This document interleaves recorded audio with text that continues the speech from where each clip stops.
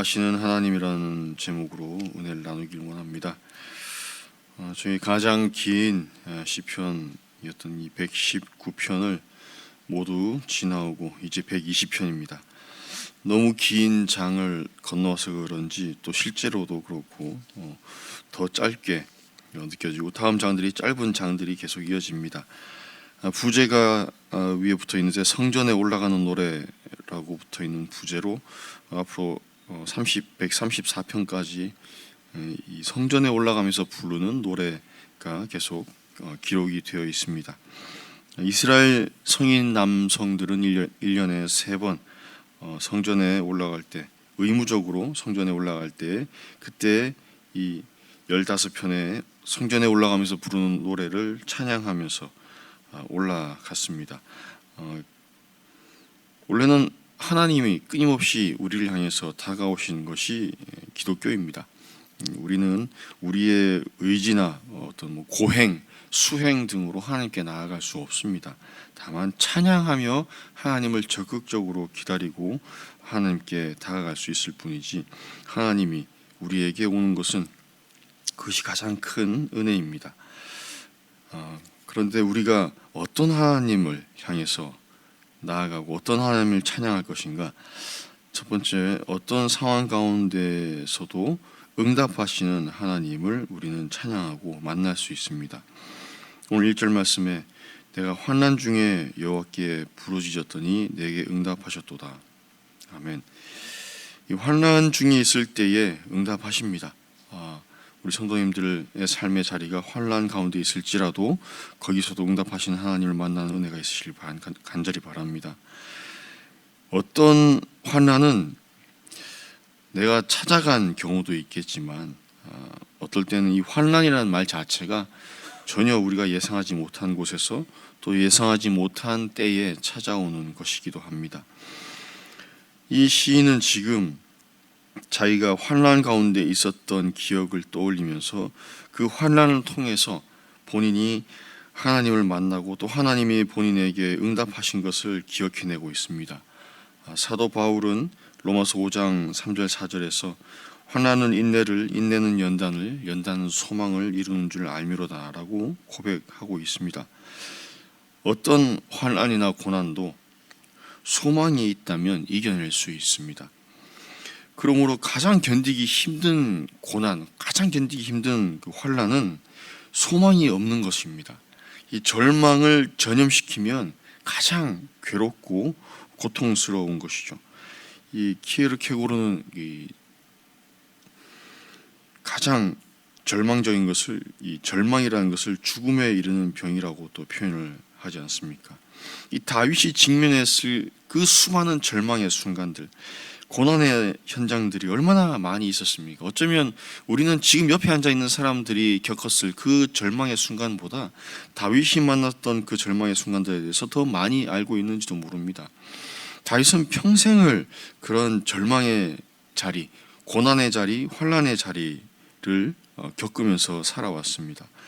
다윗의 평생의 대적인 사울을 만나서 30년 넘게, 적어도 30년 이상 동행하면서 때로는 죽을 고비도 넘기고 때로는 숨어야 했고 피해야 했고 어떨 때는 적국에 가서 목숨을 구걸해야 하는 그런 절망적인 인생의 길을 걸어가야만 했습니다.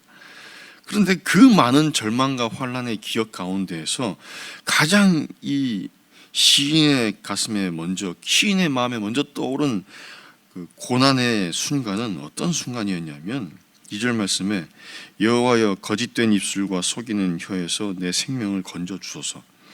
거짓된 입술과 속이는 혀, 실제 앞에 적이 나타나서 칼을 들고 싸워야 했던 그런 사람들이 아니라, 전쟁을 치르면서 목숨 걸고 싸웠던 그 현장이 아니라 거짓된 입술과 속이는 혀를 가지고 친근하게 다가와서 결국 등에 칼을 꽂았던 그들 때문에 더 힘들고 괴로웠다는 겁니다. 얼마나 괴롭고 힘들었으면 본인의 인생을 회고하면서 지은 이 찬양의 시의 내용에 많은 부분을 이 속이는 혀, 거짓된 입술, 속이는 말을 했던 그들에게 당했던 것을 떠올리고 있습니다. 또 사기꾼이라고 하면 그냥 금전적인 피해를 준 것 같아서 약합니다. 그래서 배신자들이죠. 2절에서 그 속이는 혀와 그 거짓된 입술 때문에 그들에게서 그 상황에서 내 생명을 건져 주소서. 즉 그러한 상황에서 만난 그들 때문에 죽을 뻔한 경우가 너무 많았다는 겁니다. 자기의 목숨이 위태로웠다는 것이죠. 그러면서 계속 이어지는 3절과 4절에 너 속이는 혀여 무엇을 내게 주며 무엇을 내게 더할꼬 하면서 4절에 장사의 날카로운 화살과 로뎀나무 숯불이로다. 장사의 날카로운 화살과 로뎀나무 숯불로 하나님이 그들에게 응징하실 것이다 라고 선포하며 찬양하고 있습니다. 이 시인에게 화살처럼 깊이 내상을 입힌 그 거짓된 혀에 하나님이 날카로운 화살로 되갚으시길 원합니다. 화병이 나서 견디지 못하던 잠조차 이루지 못하는 그런 날들을 지내면서 가슴에 불덩어리를 품고 있는 것 같은 그런 잠조차 이루지 못하던 날들을 보내게 했던 그 속이는 혀, 그런 혀를 놀리던 자들에게 하나님이 꺼지지 않는 로뎀나무 숯불로 갚아주시기를 원하나이다 라고 찬양을 하고 있습니다. 이런 기도, 이런 찬양을 얼마나 많이 해보셨나요? 그런데 이 상황을 가만히 생각을 해보면 이런 일련의 노래들을 부르면서 예루살렘 성전으로 올라가는 순례길을 가던 남자들 무리를 생각을 하면은 그렇게 썩 가슴에 와닿진 않는 것 같습니다. 삶의 전쟁터에서 제대로 복수하는 법도 모르고 무력해 보이며 그냥 노래 부르면서 성전으로 올라가는 그 남자들의 일련의 남자들의 무리들, 어떻게 보면 오늘날 우리 아빠들의 뒷모습 혹은 우리들의 뒷모습이 아닐까 생각을 합니다. 매일의 삶의 전쟁터에서 깨지고 넘어지고 짓밟히고 무시당하고 사기당하고 빼앗겨도 겨우 할 수 있는 것이라는 게 그냥 좋아하는 찬양 한 자락 하면서 흥얼흥얼거리면서 성전으로 돌아오는, 예배의 자리로 나오는 그 우리네 모습들, 지금 여러분들의 모습들이 아닐까 생각을 합니다. 어디 하소연할 것도 없고 할 수도 없고 또 해서도 안 되고, 그런 남자들, 그런 아버지들, 그런 성도들, 그런 신앙인의 모습들, 그냥 그래서 자기가 흔히 부르던 찬양 한 자락 흥얼거리며 거기에 마음을 담아서 부를 수밖에 없는 우리들의 모습들. 그런데 그 흥얼거리는 노랫말을 하나님이 듣고 응답하신다는 것입니다. 성도님들의 삶에서 드리는 익숙한 찬양, 내 마음을, 내 한숨을, 내 한을 담아서 대신 흥얼거리는 그 찬양 한 자락에 오늘도 하나님이 응답하실 것입니다. 그렇게 응답하시는 하나님이 우리가 대적들 앞에 설 때에도 물론 응답하시는 하나님이시라는 겁니다. 어쩌면 가장 하나님의 응답이 필요한 현장이 실제 대적 앞에 섰을 때의 그 현장일 것입니다. 전쟁이 벌어진 그 전쟁터의 한가운데에서 하나님의 응답을 절실하게 바라는 그 자리에서도 하나님은 물론 응답하십니다. 오늘 말씀 5절에 메색에 머물며 게달의 장막 중에 머무는 것이 내게 화로다. 이 메색과 게달 밑에 그 주석이 달린 것을 보시면 아시겠지만 이 굉장히 호전적인 그 야만족으로 대표되는 그런 그 표현입니다. 뭐 다윗이 뭐 메색이나 혹은 뭐 게달의 장막에 뭐 소아시아나 뭐 그런 지역에 머물렀던 적이 있었던 것이 아니라 그 당시에 그냥 그 메색과 게달 그러면은 공공의 적의 대명사였다는 거죠. 누구나 들어도 정말 우리에게 적, 나의 대적, 실질적인 대적, 그런 표현이라는 겁니다. 그런 적에 둘러싸여서 어쩔 수 없이 적을 마주해야 하는 현장에 있을 때에도 이 시인은 6절에서 나온 것처럼 내가 화평을 미워하는 자들, 그들은 화평을 미워하는 자들이었고 전쟁을 좋아하고 다툼을 좋아하는 자들이었다는 것입니다. 그들 가운데 참 오래 거주하였도다. 그들 가운데에서 오래 살아갈 수밖에 없고 오늘도 그런 자들과 살아갈 수밖에 없는 나의 인생이구나 라고 고백하며 올라가고 있는 것입니다. 주의 전에 올라오면서도 세상 가운데서 우리의 삶이 결코 평화롭고 내가 만나는 모든 사람들이 다 사랑스럽고 그럴 수는 없는 현장에서 살아가고 있다는 것입니다.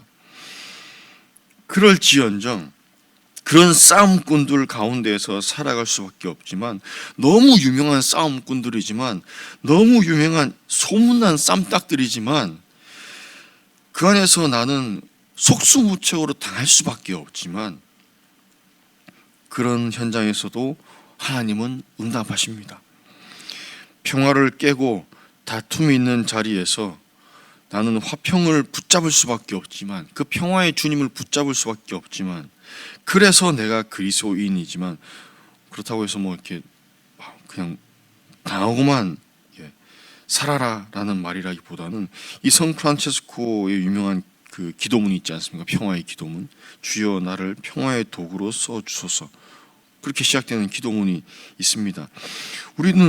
우리도 이 시인처럼 이 기도와 찬양, 누가 봐도 모두가 다 잘못되고 저 사람이 평화의 사람이구나, 화평의 사람이구나 라고 이야기할 수 있을 만큼 그곳에서도 우리는 화평을 붙잡을 수밖에 없는 사람이라는 겁니다.